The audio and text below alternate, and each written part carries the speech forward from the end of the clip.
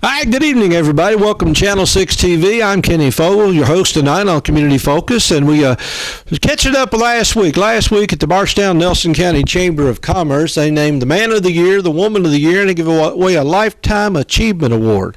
And that's basically somebody that's contributed to the community over the years that definitely needs to be recognized, and they got it right this year. They certainly got it right. As a good friend of mine, Mr. Ron L. White here, is with us. And Ron L., I know you're a busy man, and it is hard to track you down and catch up with you, but appreciate you taking the time to be with me today.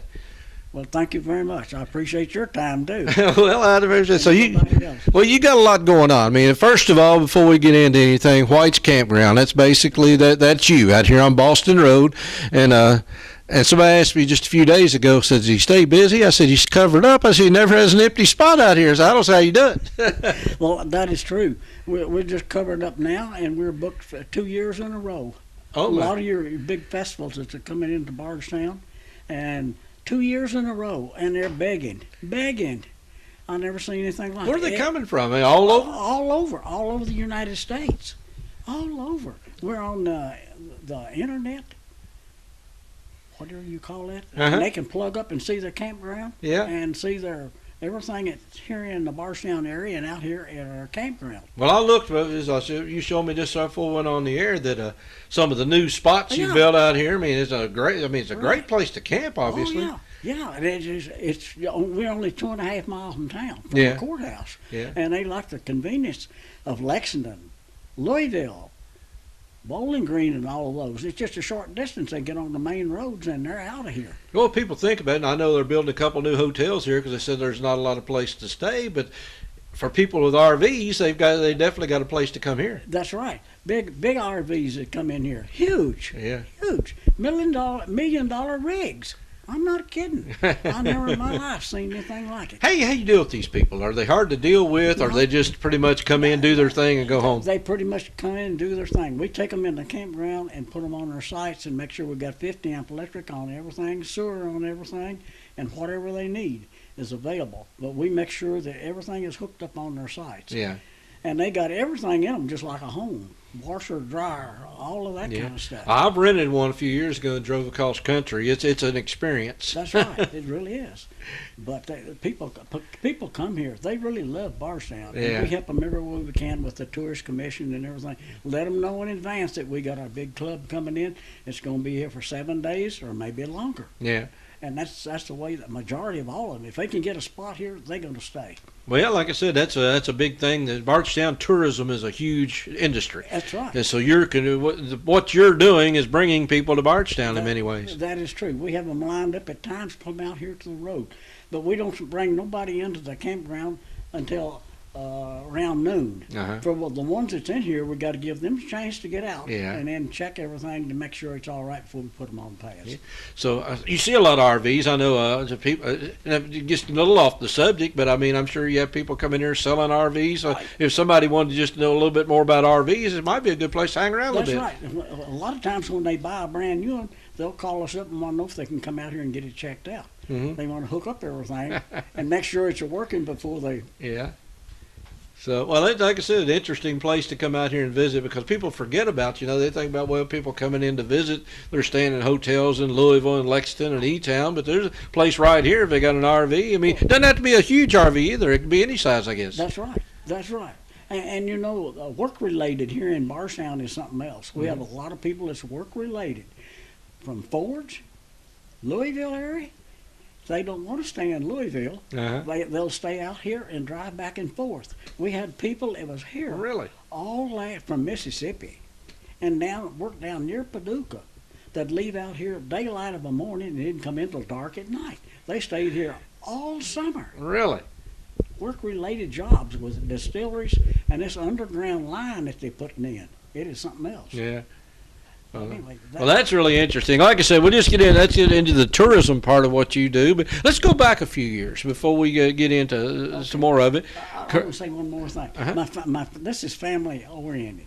We got our family that works here, Doris and Janice, Candy, all of these people does book work. Yeah. And it is a world of book Well, you work. got your son Alan. I know I That's talked to right. him That's yesterday. right. We try to keep up with the maintenance and everything else that we have to do. Yeah. But I appreciate every one of them. Oh yeah, absolutely. Because again, I was just going back a few years. I mean, let's go back several years. Okay. And I know you were in the Korean War. Right. So tell us a little bit about your little military experience there. Okay.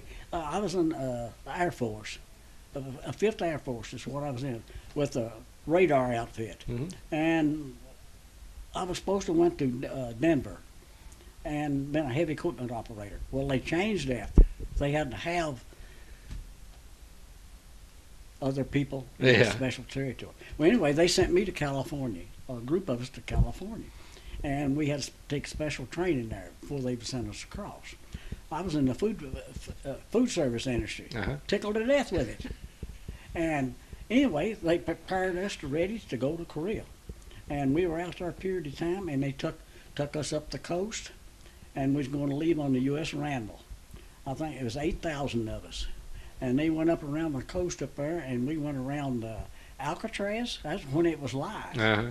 And they showed us people that was out in Al the area. Capone. Yeah. They're- And took us all the way around Alcatraz. And the ship was out there where we could board it.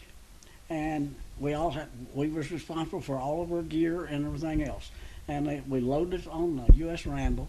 Then when we went out from under the Golden Gate Bridge, you can see that for miles and miles, Yeah. going and coming. And I think it took us about 18 days to get to oh my God. Yokohama, Japan. And, you know, when they got there, there's a lot of strange things. They loaded us on a train, and they showed us the area where Hiroshima and Nagasaki Uh-huh. was bombed. It's nothing there now. The dirt and everything else is just burnt up. Anyway, they loaded us on this train, and we headed for Korea. And they said, we're going to take you as far as we can take you, then we'll load you on a plane and fly you right into the hills of where the war is going on. Uh-huh. 37th parallel. So anyway, we got there, and when we walked off of that train, they said, now you're responsible for all your gear, and this is the last thing that we can do for you until you get to your destination.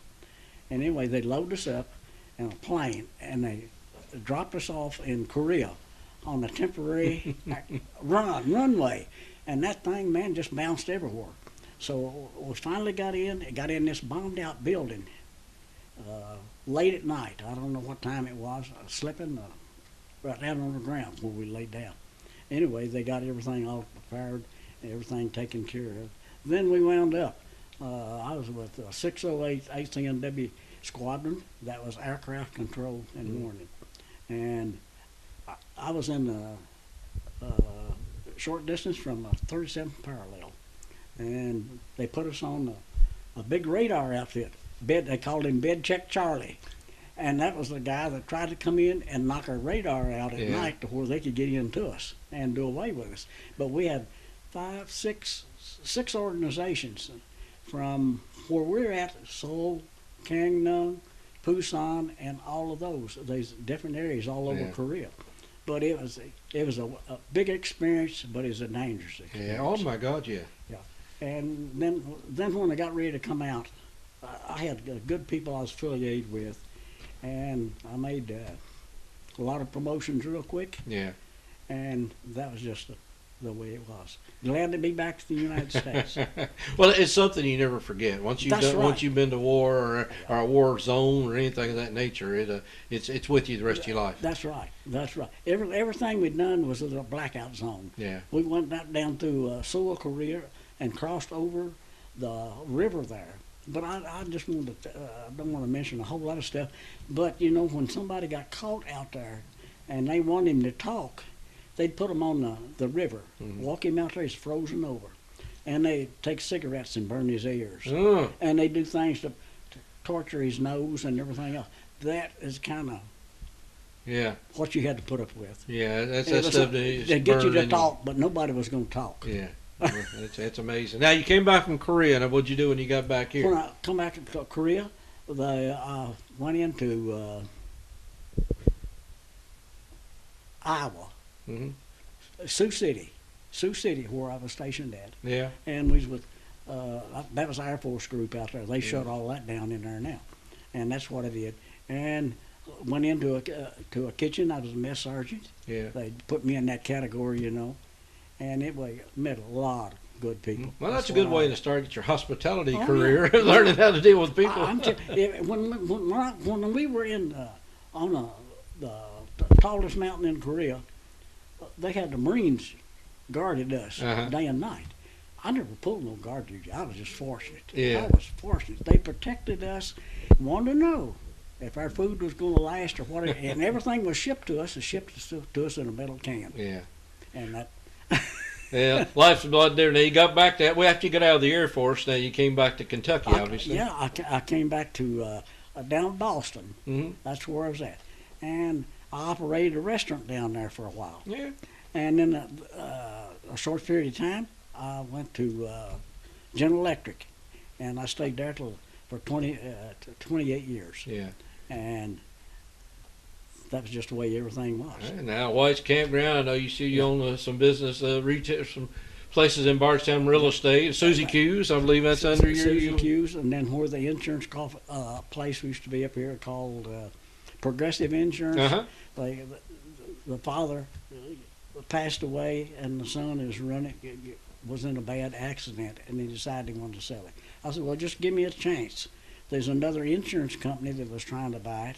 Yeah. But, you know, I didn't know all of these things until you get involved in something like that. And insurance company won't sell to another insurance company on account of their membership. Oh, yeah? Oh, yeah, I thought about that. They get a lot of people. Yeah. And we went all the way back when the guy built this thing brand new. And what Darcy and I wanted to do was go ahead and buy that, and it's right across from the restaurant. Right. And that gave us additional parking area. So we bought that. I told the guy, I said, just give me a chance. That's all I asked. Give me a chance. So he called us up, and we went up there and we bought it that afternoon. And he had all kinds of equipment. It's got 3 offices in it, and they were all equipped. Yeah. And when we made agreement on everything and got ready to go, he said, well, sir, I don't know what I'm going to do, and the only thing that I wanted to take is my father's and family's pictures off the wall while they was in here. He said, I've got all this equipment and everything else in here. He said, I'd like to get rid of it. I said, well, give me a price on the whole thing, and I'll just buy it as a walkout. Yeah. And that's what happened. Yeah. And we still got his equipment. Janice is operating that as a Ledan shop. Yeah. And she is with the distilleries, and they coming in here from everywhere, distilleries, big buildings, houses, and everything else. That's what she does, is put them in place. Well, you're a pretty busy guy. Now, you said something a minute ago about being involved, and I think that's what, when I first think of you, when I first met you as a and I'll blame a lot of people, and a lot of people say I've been involved in politics all the years. Well, you're part of the reason I am, because back when I first, the executive committee of the Democratic Party, I was wanting to get on, and you were the one that brought me in. You called me up and said, Kenny, we got a spot, I can get you on it, and I joined, and you were the reason. That's right. That's right, and I appreciate everything that you've done down through the years. And you was working in Frankfurt at that time. I was. And I just sat and listened to everything that was going on. A lot of times you learn more by listening than you do by talking, you know. Yeah, I think we got to learn that lesson sometimes. I talk more than I need to listen. And that's the same way with Judge Watts up there. Mm-hmm. We had a meeting up there one time, and I asked him, I said, do you want to be nominated for a chairman? Mm-hmm. And he said, I'd take it if I could get it. I said, okay, I'll see what I can do. And I went around and spoke to another guy in there. And this was in the courthouse. And Yeah. we were having a hard time up there. And I said, can you support Judge Watts? Yeah. I don't want to say. But anyway, Judge Watts. And I put his name up. And I forget who it was that seconded at that time, right, real quick. and then they took a vote on it, and that was it. Well, you're responsible for Dean and me both. That's right. But I couldn't have had any more qualified people at that you time. did a great job. Like I said, you put together a good organization. And like I said, I remember it well, but you never slowed down. And I tell people that all the time. He says something about it, says, how's Ronell Dustin never slows down? I said, he's always involved in something, whether it's business or something in the community. Yeah. Then I was in a bad wreck, and coming out of Bardstown. I remember that. And a lady come around that curve, and I was coming back. I'd been up to the office where we had things at up there, and put me in that rock wall, and I couldn't get out. And the other lady went across the road over on the far side. I didn't know it was a lady or who it was, but anyway, I had a Jim Beam truck that come there and stopped by, and they come up to the window, and I couldn't get the window down to get out. And he asked me, said, "Are you okay?" I said, "Yes, I'm doing okay." And I said, "Pull on that door. See if you can get that door open." He pulled on the door, couldn't get the door open. And by that time, the state trooper had got there, and the ambulance and everything had got there. And the state trooper, the first word he said when he come up to me, he said, "Do you know if there's anybody else that's involved?" I said, "I'm sure there's somebody else involved." He said, "Well, sir, I think maybe somebody went over the hill." And he went over there to look, and there was a lady still in the truck. Anyway, they got those out, and that was just wait. Finally, they got to where I could get out. Yeah. And after all of this happened and everything, they came to me, the state came to me and wanted to know, said, "What would be your suggestion that we can straighten this curve out down there?" I said, "The first thing, you need to put a big sign up with a caution sign on it and let people know what they're getting into when they run upon this thing." Yeah. Well, they agreed to that. Then they come back by, and these people had filed a suit. And they said, "Well, as long as they're doing that," said, "we can't do anything right now." And that was the way it was. And then when they decided they was I was on a committee up there with the state and with Judge Watson and all of those people. And we had meetings time after time about the road. And I told them, and I spoke up, I said, "Well, the only thing I'm going to agree to is come straight across and cut these curves out." But I said, I seen two people, a minister and his wife, burn up. I remember that well, too. Yeah. They couldn't even get to them. Mhm. It was so hot. That was a blacktop truck. Yeah. And the state trooper told me, he said, that was the awfulest thing that I ever undertook. He said, "Your shoes, you couldn't even walk through it." Yeah. But anyway, when it come time to that, I said, "I'm not going to agree to anything if I have any say-so on it unless they come straight across." Yeah. And they did. And they did. They did. Well, we had all kinds of arguments. Said, "Look what it cost." I said, "Yep, if you back it up a few years, and look what it's going to cost you by the land it." Exactly. So anyway, I was called into a meeting at the courthouse up there then, and went into a private room.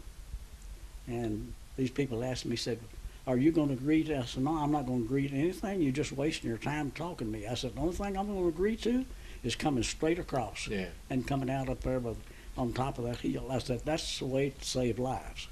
Well, anyway, that's what they wound up doing. But it cost a whole lot of money, but still, we got a safe road. Exactly, and that's why I say people don't realize all the behind-the-scenes stuff that goes on. People like what you're doing. I mean, like I said, you get honored for this Lifetime Achievement Award, but it is, and when I say it was earned very quietly. Right. People don't realize all the tourism you're bringing in. They don't realize all the business you're bringing in at different restaurants. They don't realize how the impact they had on you deciding where that road was going to go and how the brand new road coming out of Bardstown and toward Boston goes. I mean, that very much was you doing it, and people just don't know that. They just take it for granted. It happens. That's right, but you got to be able to speak up. I had a lot of people come right here to my door and try to convince me the other way. Then I had one guy that was going to run for mayor down here in this area. He said, "Would you like to have that road named after you?" I said, "No, sir. I don't want that road named after me."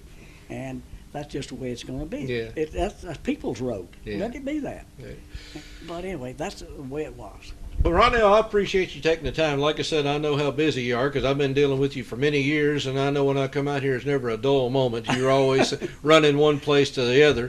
So just taking the time. And again, this Lifetime Achievement Award is something that, it's not something that's just given away. It's earned. And certainly, Ronell, you've earned it, and I do congratulate you very much on it. And I hope more people realize what you've meant to Bardstown and Nelson County, because it's Well, been I tremendous. appreciate that. We're always promoting Bardstown Mhm. on anything that we do, and that's the reason why they called here. Yeah. And we try to take care of the people and send them up in Bardstown. We even help them get their bourbon trail. That is a big thing. Oh yeah. Get them scheduled, and they come in here, and every one of them wants to take the full route so they can get a shirt that says Bardstown and whatever organization that they're Yeah. with. Well, I can see you're excited about what you do. If you're happy with what you do, then you never work a day in your life, they say. So, That's right. That's so you right. keep doing what you're doing. And again, congratulations, and appreciate you taking the time with us and doing everything that you've been doing for the last many years and for many, many more years to come. Well, I hope that's true. I hope But it is too. Age is getting up there. Yeah, we all have had to face that one, but we just take it one day at a time. That's right. That's right. right. But we're getting ready for another road to be come down through here too. Yeah. Well, yeah, they've got all that new and more new construction, so you're in the middle of all of it. Right. So And I couldn't be any more gladder than having a 3-lane road right past our place of Yeah. business. For I want to tell you, it is something else. Mhm. And since they moved the rock quarry and everything down there, yeah, and they're talking traffic about the bypass eventually. If it comes through back here, then you're really going to be swamped. right. But it's really good. But Bardstown is growing. Only thing you got to do is kind of back it up and step out of the way and do what you have to That's do. probably a reason we need to have another show with you someday, is to talk about how Bardstown has changed over the last many years. We really don't have time to do that today, but we will come out and go back, 30, 40, 50 years as to what Bardstown looked like then as compared to what it is now. And Yeah, like you said, it is growing. I understand that. And my wife, worked for the all the farmers. Mhm. She run the ASC office ASC out there office, for huh? 37 Yeah, years. everybody talked about her being out She there. she knew every farmer in the county. Yeah. And that's just the way it is. A good bookkeeper. Yeah. And that's our children. Well, I've heard many follow people us. talk about it, all the farmers. They all That's knew right. Doris. That's because right. they That's said- right. And they still come by here. But I appreciate everything you've done, Katie. You and your wife both. We appreciate, like I said, you've been meant a lot to me, and like I said as a mentor or somebody that's got me involved, you're a good person to role model after. Yeah. Well, thank you. I remember when everything was going on in Frankfurt too. Oh, it was we've all got stories. All right. All right, well, thanks a lot. We appreciate you tuning in. This is Ron L. White here at White's Campground, the good Lifetime Achievement Award here in Nelson County, Bardstown, Nelson County Chamber of Commerce. We appreciate him being here. Appreciate you tuning in. Stick around. We have a lot more to come here on Channel 6 right after this.